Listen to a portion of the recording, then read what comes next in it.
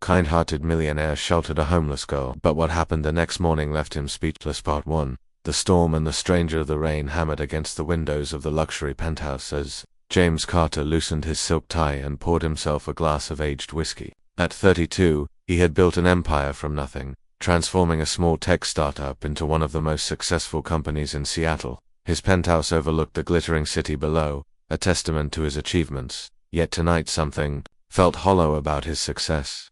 James had spent the evening at another corporate gala, shaking hands with investors and making small talk with people who only cared about his net worth.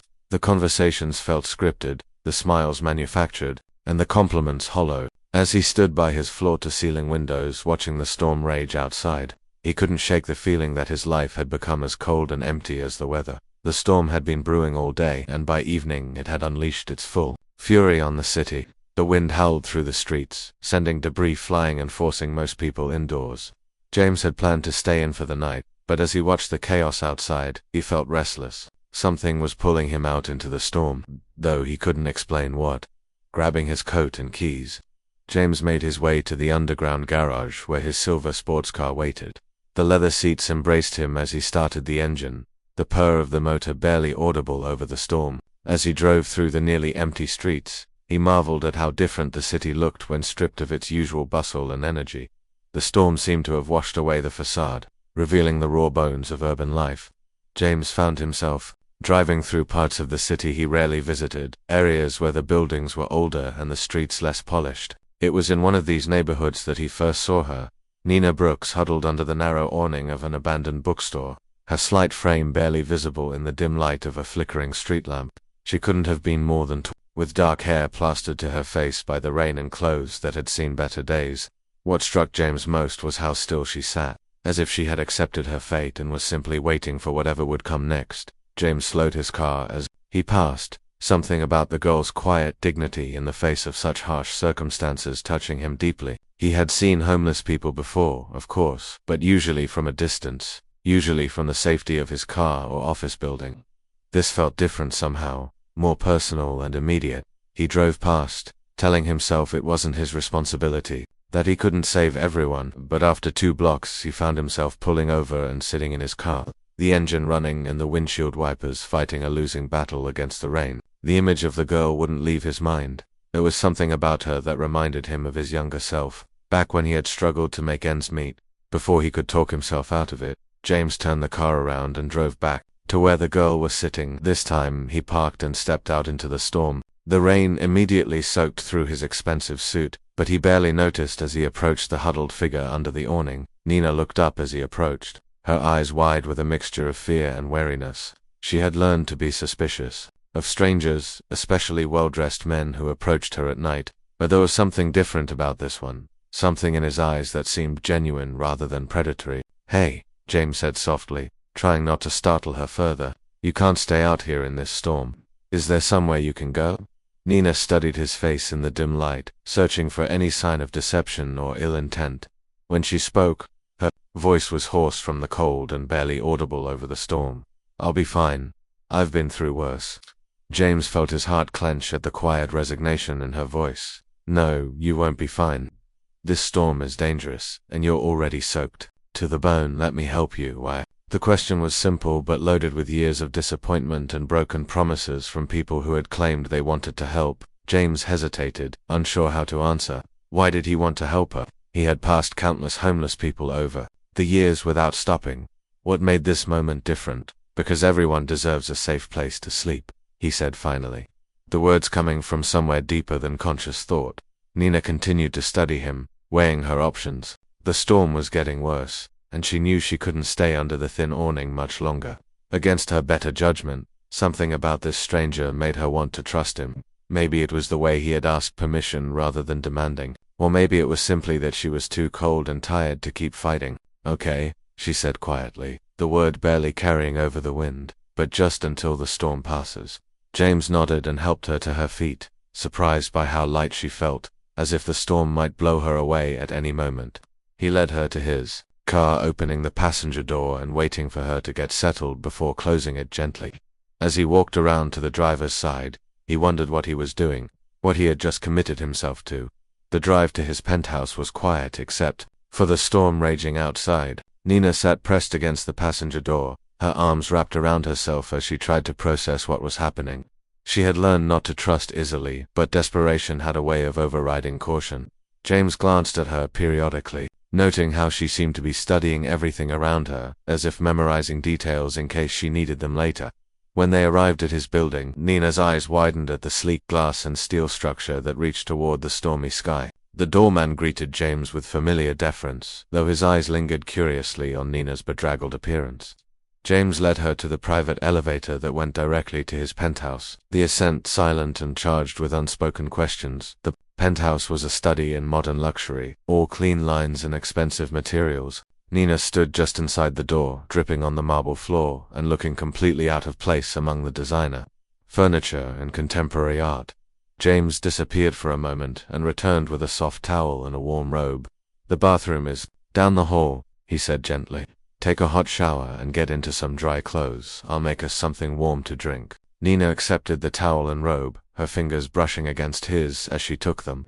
"Thank you," she whispered, the words carrying more weight than a simple expression of gratitude. That as Nina disappeared down the hall, James found himself pacing the living room, second-guessing his decision to bring a complete stranger into his home. But when he heard the shower start and imagined the girl finally getting warm after what had probably been hours in the cold rain, he knew he had done the right thing.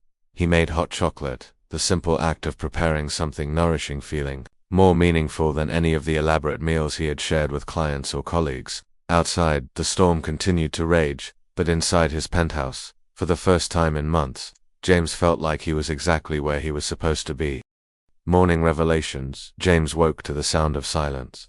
The storm had passed during the night, leaving behind a crystalline morning that made the city sparkle like a jewel. Sunlight streamed through his bedroom windows, and for a moment he forgot about the events of the previous evening. Then he remembered Nina, and he quickly dressed and made his way to the living room. The couch where she had slept was empty, the blanket neatly folded and placed on the cushion. For a moment, James felt a stab of disappointment, assuming she had left as quietly as she had arrived. But then he heard sounds coming from the kitchen, the gentle clink of dishes and the soft humming of someone who was content.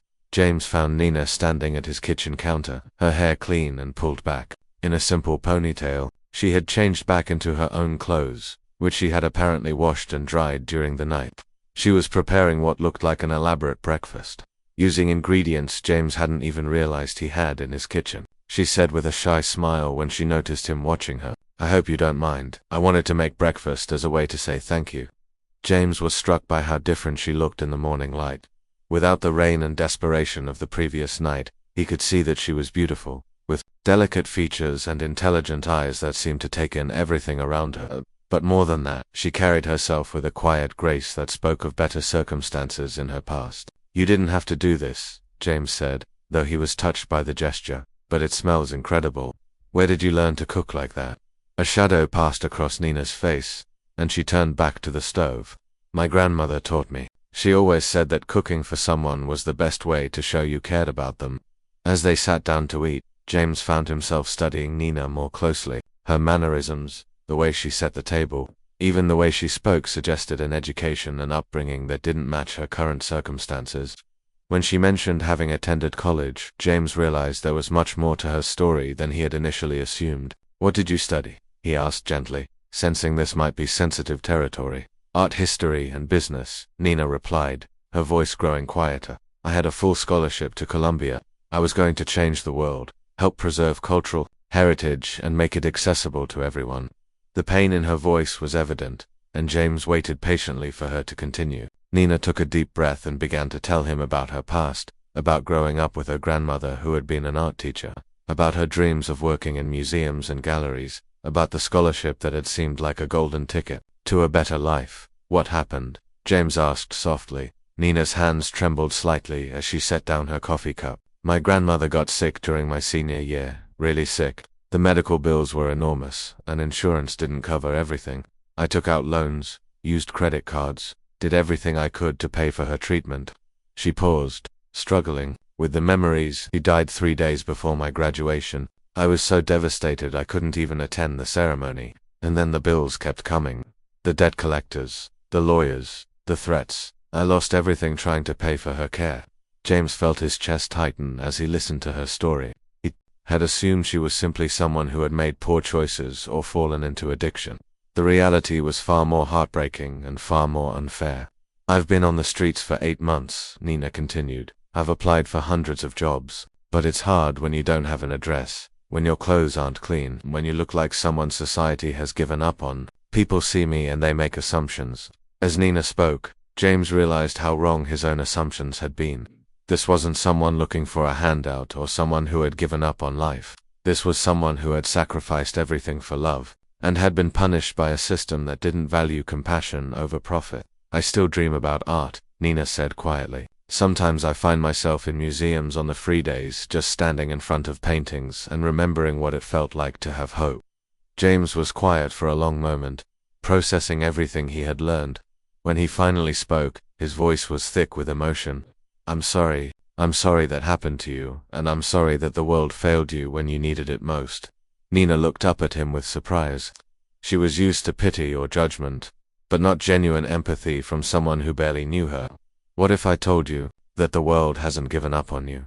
James continued. What if I told you that your story doesn't have to end with you on the streets? Nina shook her head sadly. That's kind of you to say, but I don't have any way to get back to where I was. I don't have references. I don't have professional clothes. I don't even have a permanent address.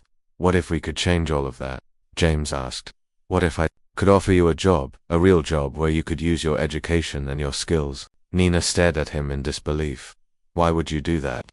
You don't even know me. Because I believe in second chances, James said firmly. And because I think you have something valuable to offer. My company has been looking for someone to help develop our corporate art collection and cultural programs. Someone with your background would be perfect. For the first time since her grandmother's death, Nina felt a spark of hope ignite in her chest, but years of disappointment had taught her to be cautious. I can't accept charity, she said quietly. This isn't charity, James replied. This is recognizing talent and giving it an opportunity to shine. But I need you to believe in yourself, the way I believe in you.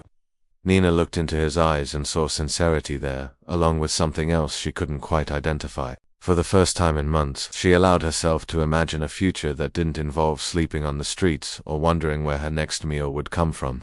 Okay, she whispered, the word carrying the weight of a new beginning. I'll try. As they sat there in the morning sunlight, both of them sensed that this moment marked the beginning of something extraordinary. James had expected to feel good about helping someone less fortunate, but what he felt instead was something deeper and more complex. Nina had awakened something in him that had been dormant for years, a sense of purpose that went beyond profit margins and quarterly reports.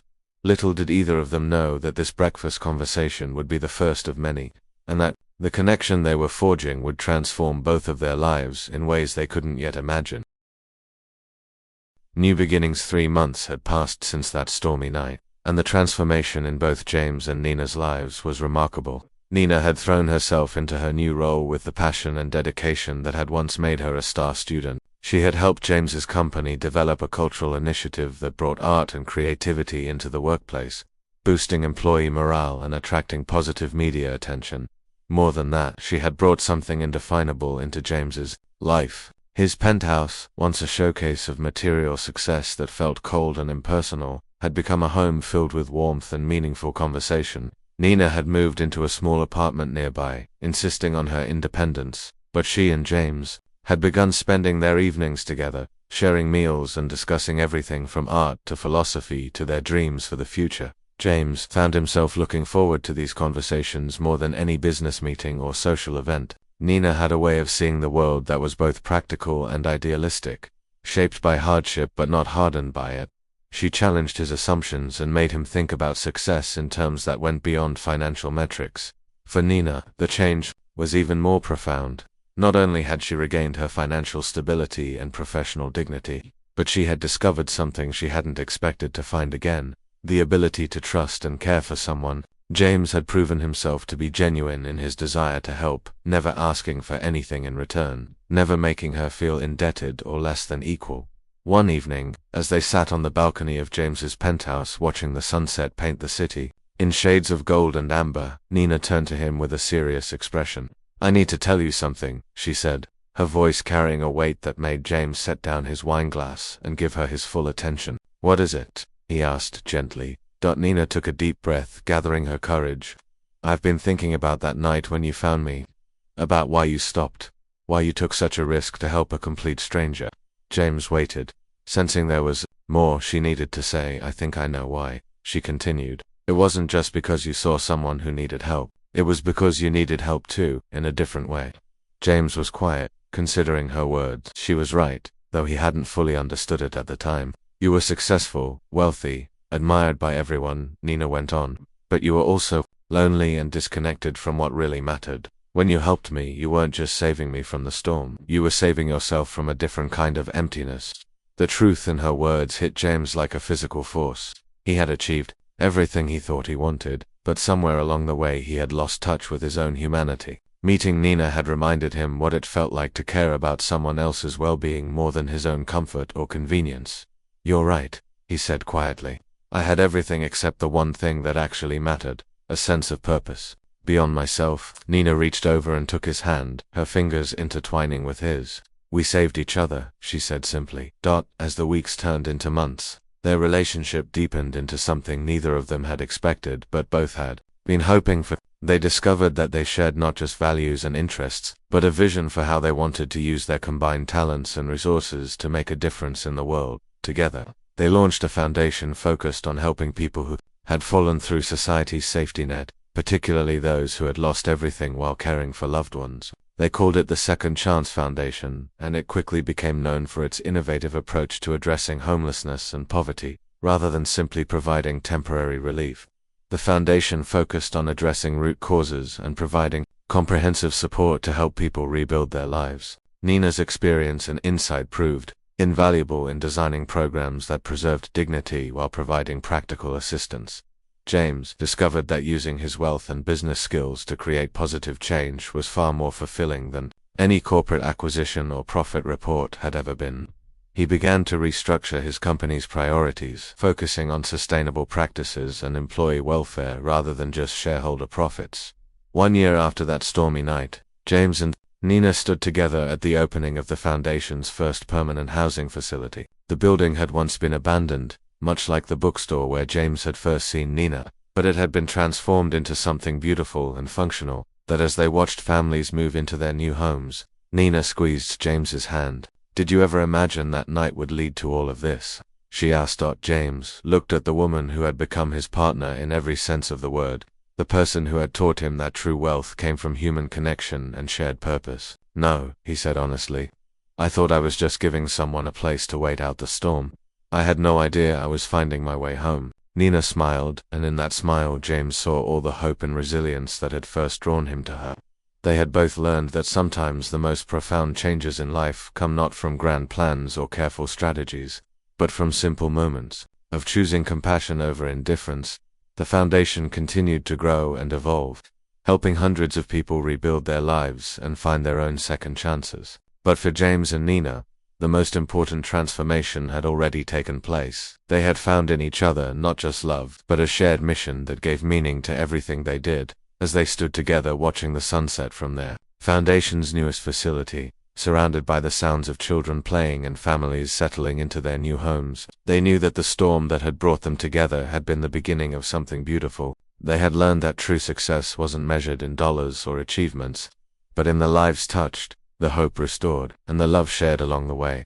Their story had become proof that sometimes when you extend a hand to help someone else, you end up saving yourself in the process. And sometimes, the most unexpected encounters can lead to the most extraordinary transformations.